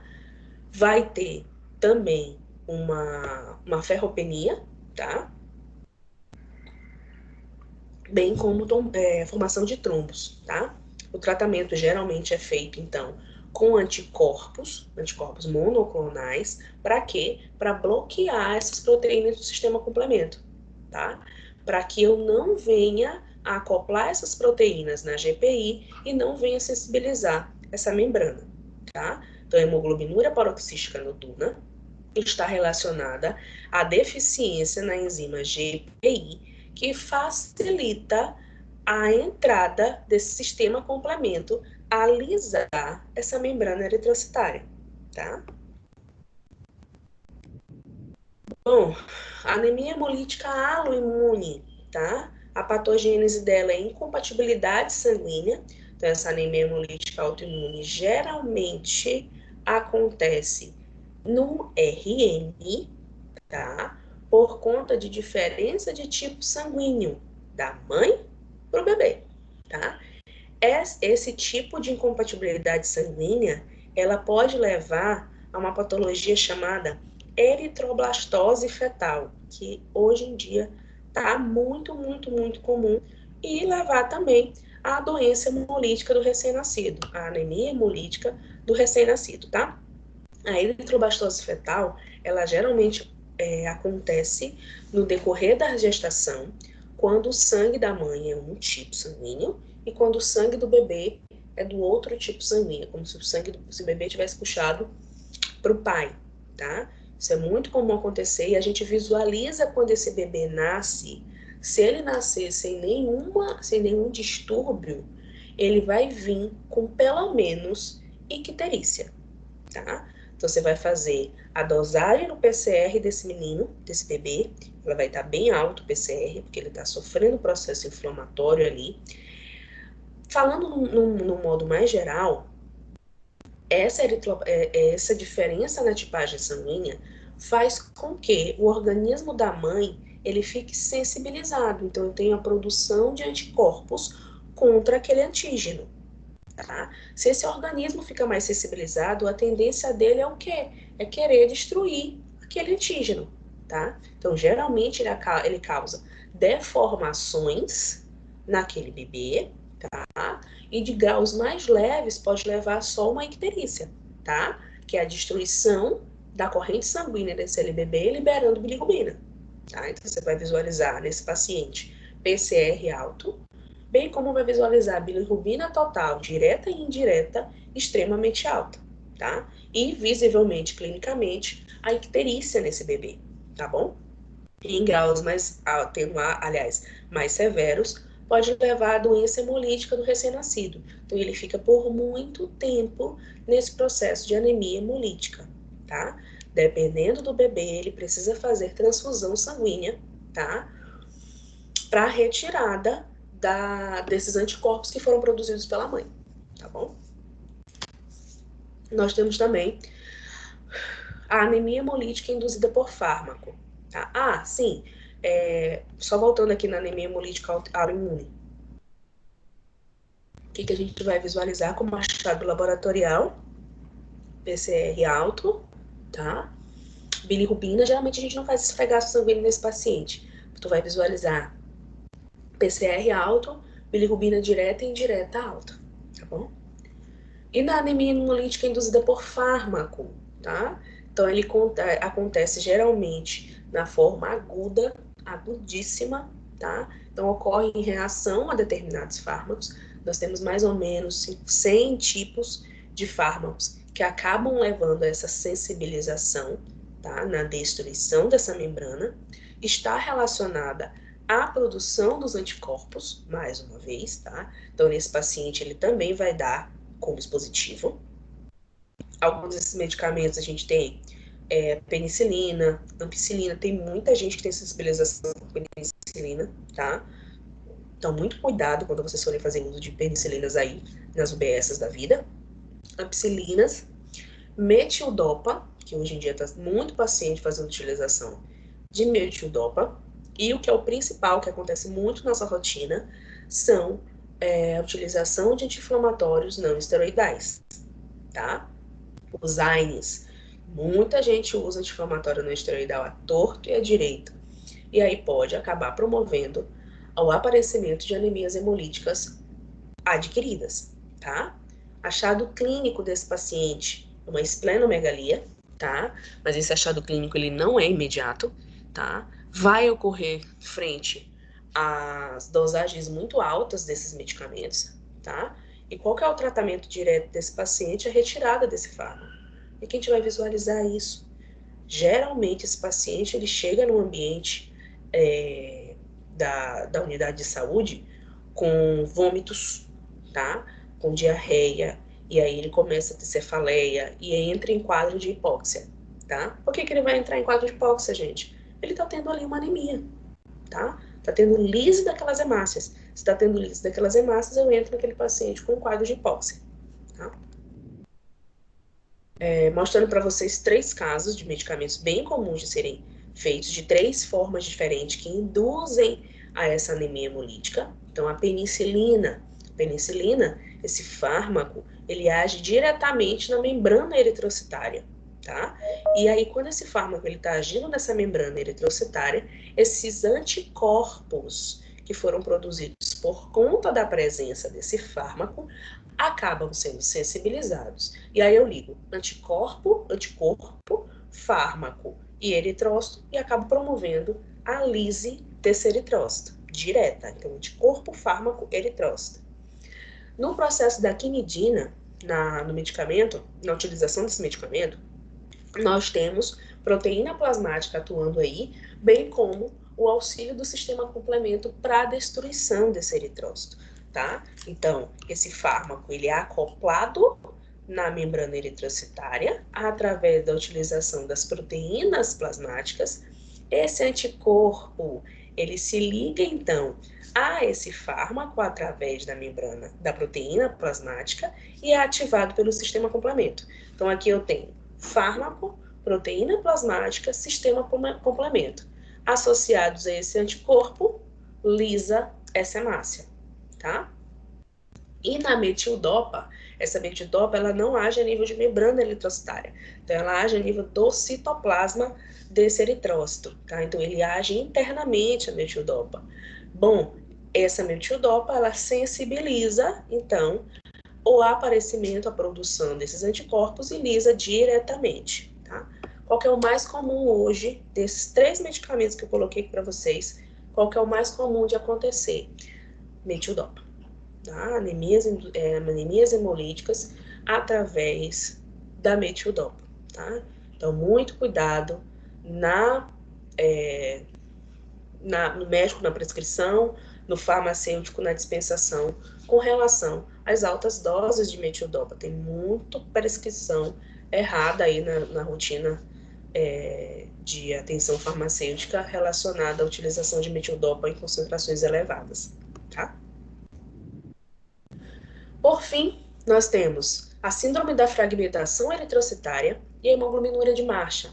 A síndrome da fragmentação eritrocitária, ela está relacionada diretamente a danos físicos àquele eritrócito, que geralmente estão relacionados ao sistema cardiovascular, tá? Na implantação dos stents, das válvulas cardíacas, alguns enxertos arteriais, tá? Que acabam sensibilizando a produção de anticorpos também e o objeto propriamente dito, tá? Leva a má formação daquela estrutura e aí pode lisar, na verdade, essas hemácias, tá? Essa síndrome da fragmentação eritrocitária, quando você for fazer o esfregaço, você vai ver só resto de eritrócito, tá? Pode ver alguns eritócitos, alguns esquizócitos, geralmente é o que a gente mais utiliza, aliás, mais visualiza, são os esquizócitos, mas muito resto celular, tá? E aí, como é que eu faço o diagnóstico desse paciente? Eu preciso saber da clínica dele, para saber se esse esfregaço, esse resto de célula, de eritrócito, não está relacionado a, nesse caso desses pacientes, as válvulas, aos estentes da vida, tá bom? Como é que eu visualizo o esfregaço? Alguns esferócitos, alguns esquizócitos e resto de célula, tá? E a hemoglobinúria de marcha, que é uma hemoglobinúria muito comum, mas é uma hemoglobinúria transitória, tá? Ela é causada por danos aos eritrócitos em pequenos ossos, principalmente por conta do impacto durante o teu processo de marcha, tá? Esse processo de marcha que ele fala é quando você está andando, quando você está correndo, quando você está fazendo algum tipo de atividade física. E aí você tem a visualização desses restos celulares. Visualizo principalmente no esfregaço sanguíneo pacientes hemácias do tipo esquizócitos, tá bom? Bom, e aí, com relação aos agentes químicos e aos agentes físicos, tá? Geralmente estão relacionados a alguns fármacos, e a gente poderia colocar ele aqui dentro da anemia hemolítica induzida por fármacos, tá? Mas aí quando a gente pensa nas indústrias, geralmente elas acontecem, as anemias hemolíticas, por conta de intoxicação por cobre, por chumbo. Essas anemias, elas também entram, geralmente, no quadro de anemias crônicas, tá? Não é de uma vez ao contato desse cobre, ao contato desse chumbo, que vai te promover esse processo de intoxicação. Então, é um processo muito mais lento até a chegada, de fato, dessa anemia hemolítica.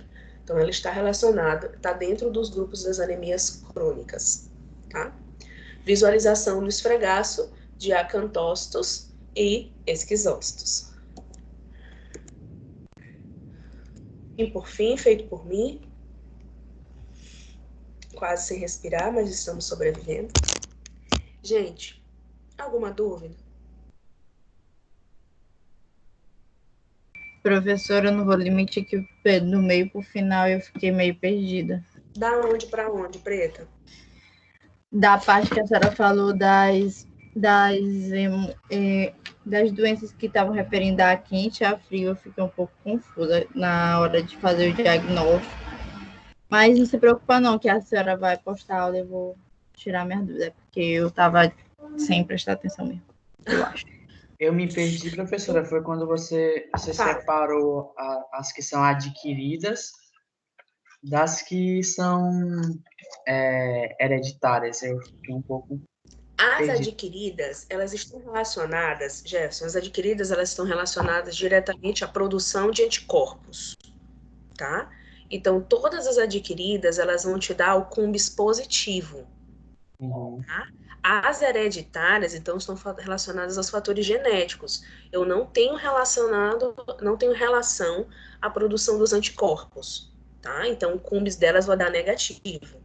A adquirida, então faz essa relação. Adquirida, anticorpo, presença de anticorpos, cumbis positivo. Ok. Da parte que você falou do lúpus... É isso que eu ia perguntar, tipo, o lúpus, porque o lúpus é uma doença crônica, como é na palavra? Que não tem cura, esqueci a palavra, desculpa. Autoimune, crônica. Isso, autoimune.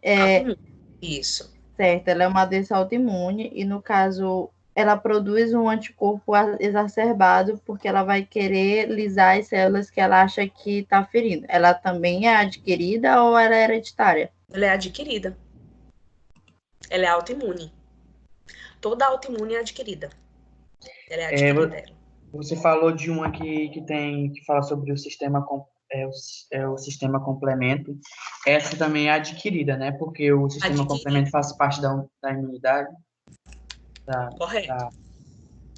Beleza. Ah, vocês estão top. Uma palhaçada. Hemoglobinúria paroxística noturna. Mais uma, eu queria só perguntar dessa que você falou do deixa eu perder. Que falou do quando é recém-nascido, aloimune.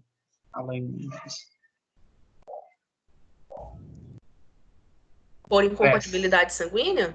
Diga. Eu quis que ela explicasse rapidinho de novo. Ela geralmente acontece por conta de diferentes tipos sanguíneos. Então, ela é muito comum de acontecer quando a mãe é um tipo sanguíneo e o bebê ele acaba sendo outro tipo sanguíneo.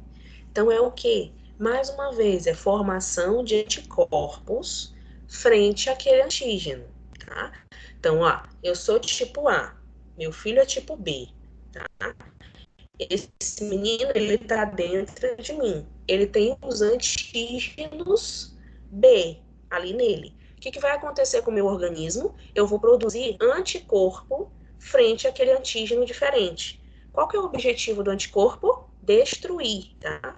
Então, as patologias relacionadas à anemia autoimune são eritrobastose fetal e doença hemolítica do recém-nascido. Por quê? Produção exagerada de anticorpo frente àqueles antígenos. O que eu faço se eu estou destruindo o tipo sanguíneo B? Eu estou lisando essa hemácia B. O que vai acontecer com esse recém-nascido? Uma anemia hemolítica. E esse halo imune vem justamente por conta da diferença do tipo sanguíneo. Aí faz transfusão nesse caso, né? Dependendo do estadiamento da anemia hemolítica, precisa sim fazer transfusão.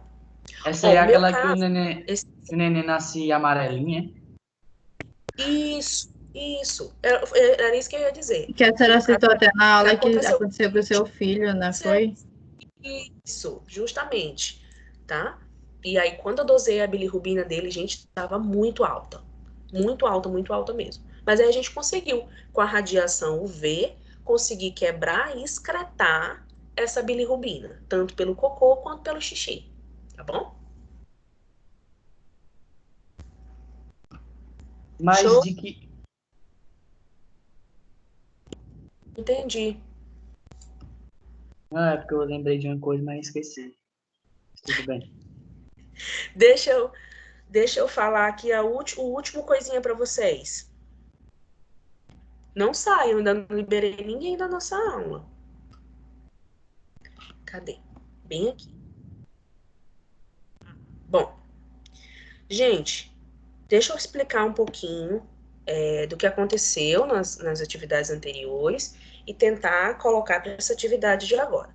Tiveram algumas pessoas que não entenderam o que eu tentei passar na bendita live do Covid, tá?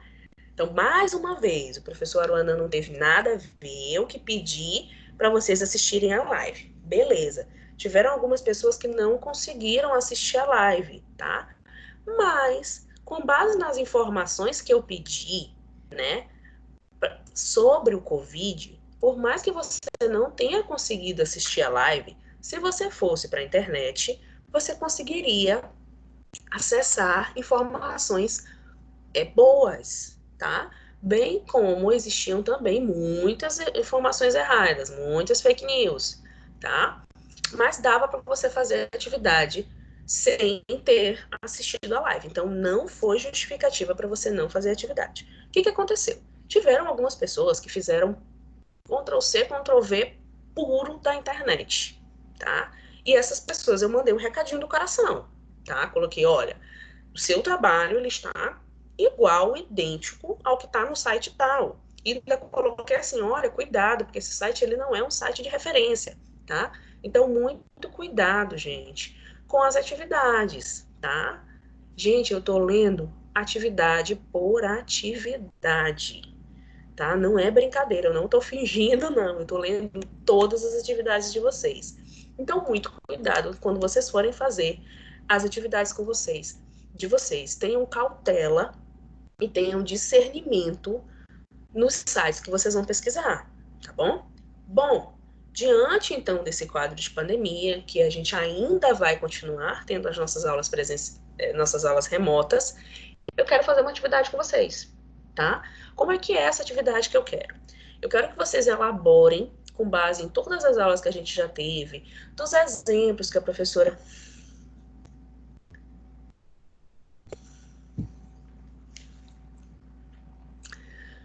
É porque eu começo a falar muito rápido.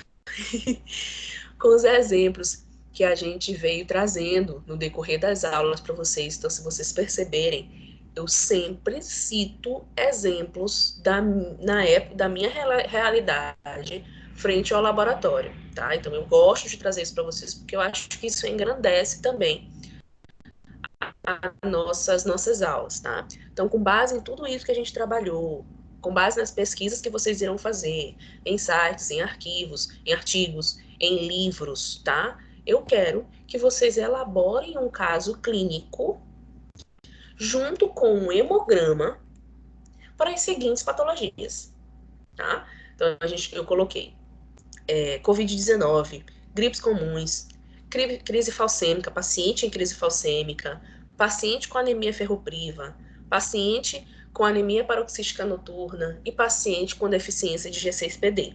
Então, o que eu quero? Que você elabore um caso clínico. Junto desse caso clínico, você vai colocar um possível hemograma para aquele paciente, tá?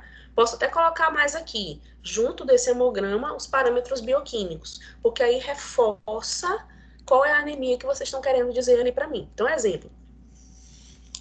Patrícia é uma profissional de saúde que é enfermeira, está trabalhando no hospital de campanha do Covid-19. Ela começou a sentir os sintomas X, Y, Z. Foi fazer uma tomografia, a tomografia deu 75% de comprometimento pulmonar. Foi encaminhada ao laboratório para a coleta de sangue e fez isso, isso e isso. Como é que vai ficar o hemograma dela? Tá. Então, eu já fiz um caso clínico para vocês verem, tá? Então, é mais ou menos isso que eu quero. Vocês vão montar um caso clínico bonitinho, uma história bonitinha desse paciente, tá? Com o hemograma dela compatível com o que eu quero, tá? Vou só me reunir com as líderes, aliás, com as líderes não, eu vou olhar no portal, quantos alunos que tem no portal, para a gente fazer a divisão dos grupos, tá? Porque esse trabalho ele não vai ser individual, o trabalho vai ser em grupo, tá? E aí vocês vão encaminhar para mim esse trabalho. Difícil? Dúvidas? Eu vou precisar... Difícil demais, professor. Professor, Tava muito um pouquinho difícil, complicado. viu? Eu Muito pensei difícil. agora Eu em esse nem trabalho para acho com vocês. essa competência para fazer um trabalho desse nível aí, não. Eu vou ter força total. Não, ó. E, professora, essa aula, por ela ser até um pouco complicada, você vai colocar ela no portal depois, se a gente quiser dar uma outra revisada? Sim, Preto, eu coloco os slides já, na hora que eu finalizar a aula, eu já coloco, e aí o arquivo eu coloco amanhã, quando eu finalizar a aula da sexta-feira, tá? Tranquilo. Até porque eu acho que para mim, pelo fato de ser da turma de terça, só a gravação, acho que de sexta, que vai estar disponível lá para nós, né? Isso, pra ti tá? Mas eu coloco sim, não te preocupa não, tá? Só que eu só vou colocar amanhã, porque aí eu junto todos os arquivos do YouTube e mando de uma vez só. Deixa eu só explicar mais uma vez. Quantos pontos esse trabalho? Calma, deixa eu só mais uma vez a atividade, tá? Não precisa gritar, não. Calma. Eu coloquei essas anemias, mas a gente vai se dividir em grupos e cada grupo vai ficar com uma, tá? Então, um grupo vai ficar com falcêmico, outro grupo vai ficar com HPN, outro grupo vai ficar com as gripes comuns, cada um vai ficar com um grupo, tá? Então, a gente vai fazer o sorteio. Eu vou pedir que os líderes me encaminhem os grupos pelo WhatsApp, tá? E aí eu faço o sorteio, tá? Qual grupo? O grupo do Benedito vai ficar com o Covid, o grupo da Bárbara vai ficar com falcemia. E assim vai, tá bom? Então, é cada grupo... Professora, como alguns alunos da terça iriam assistir sexta como eu, como ficaria esse sorteio? Vai ser outro sorteio? Esperar a senhora me comunicar? Quem é de terça, quem é de quinta, é de quinta. É justamente isso que eu quero falar, professora. Depois você manda o número de alguém do líder para mim, por favor, para mim poder entrar em alguma equipe, por favor. Não, tudo tranques, tá? Só quero isso. Quem é de terça é terça, quem é de quinta é quinta. Pra não mexer na hora que eu for lançar as notas, tá? Gente, é bem tranquilo. Caso clínico bonitinho, hemograma bonitinho. Compatível com aquela doença. Tu não vai me colocar um hemograma de um paciente falcêmico para um paciente que tu tá contando a história do Covid. Professora, a gente consegue achar hemograma assim na internet? Porque eu já tentei achar de outras doenças e eu não consegui. É no máximo quantas pessoas, professora? É isso que eu vou fazer. Como eu pensei nessa atividade da agorinha para vocês, eu vou olhar no portal para ver quantas pessoas tem para poder eu fazer a divisão do grupo, tá? Então eu encaminho ainda hoje para a Sheilane, dessa aula de hoje, a Sheilane e Maria, né? Eu ainda encaminho ainda hoje para vocês, tá bom? Para quantas pessoas tem? No da quinta-feira, a gente não tá em nenhum grupo da sala, só tô no da Maria, que é terça, só que eu faço a cadeira quinta. Minha cara feia pra ti, ó. Minha cara. Aí eu queria saber qual é o grupo, porque a gente tem que ficar perguntando pra Maria, só que ela é de terça e eu sou da quinta. Passa meu número aí para elas, professor. Sheilane. Passo já já. Ei, não vou embora. Não vou embora não, tá? Eu preciso de uma respostinha de vocês. A Djail, tu tá aí?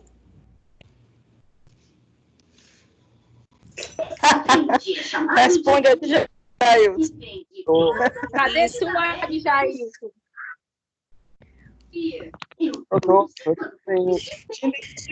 Ana Luísa, tá aí? Antônio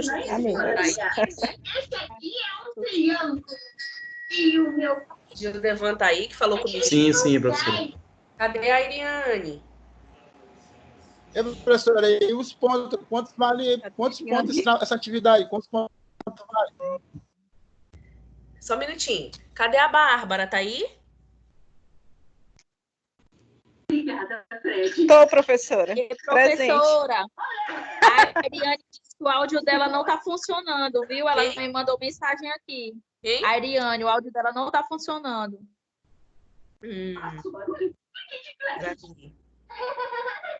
Cadê a Bárbara? Cadê Benedito? Tá aí? Respondi, estou aqui. Oi, Clay. Não tá, não. Estou aqui. Você. Cadê Frankilene? Está agoniado para saber quantos pontos. 50 mil. Cadê Grace? Grace Kelly? Cri. Tô aqui. Ah, pensei. Cadê? Quem é J. Araújo, gente? É João? Claio tá aqui, professor. Pensei. Quem é J. Araújo, gente? Ah, não conheço, não. E nem fala nada. Dona Araújo. Cadê o Jefferson? Tá aí, né? Falei agorinha com o Jefferson. Luana. Oi, Luana. Cadê você? Cadê a Maria? Tá aí. Cadê o Mauro? Cadê o Michael? Cri. Também estou, professora, só fui ver a nebulização da filha, que estava nebulizando. Aqui, mãe. Sei, obrigada. Cadê a Maísa?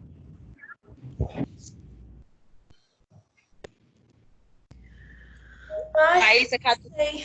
fiquei com vontade com vocês, me cansei. Cadê Maísa? Nada? Nem Michele? Michele tá aí. Michele tá aqui. Neuziane também falou agorinha comigo, Neuziane. Cadê a Tânia? Oi, Tânia. Oi, professora, tô aqui. Cadê Tcheilane? Tô aqui. Obrigada. Cadê Valdenice?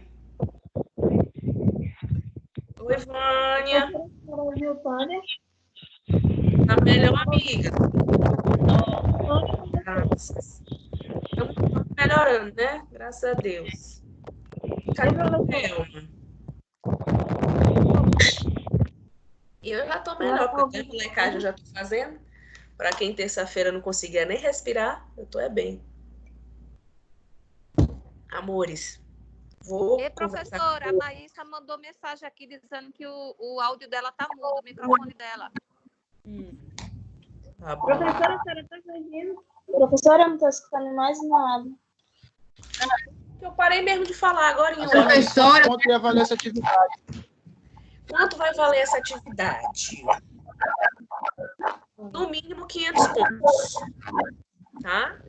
Vou só conversar. É pouco. Calma. Vou conversar aqui. 1.000. Vou conversar aqui com o professor. Calma, gente. Deixa... Que é isso, gente? É 1.500 pontos. Quer fazer uma atividade só um semestre todinho? Palhaçada. Se aí tinha que valer a prova, professora. Ei, ó, eu vou só conversar com o professor Aruanã para ver se ele tem alguma atividade específica para fazer com vocês agora esse semestre. Professora Valdenice está presente, é porque meu... Porque se ele tiver alguma atividade, aí eu tenho que diminuir o ponto. Senão, vai ficar mais ou menos 750 mil. Mas eu vou aí na atividade no PDF, eu falo para vocês. Professora, eu não estou entendendo mais. Vou falar de novo, só um minuto. Eu Só trago falta aqui. Tá.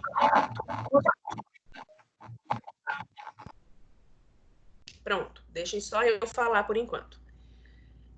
Vou confirmar para vocês qual vai ser a pontuação que eu vou fazer, tá? Gente, deixa eu fazer um negócio bem aqui que eu ainda não fiz. A gente já tá falando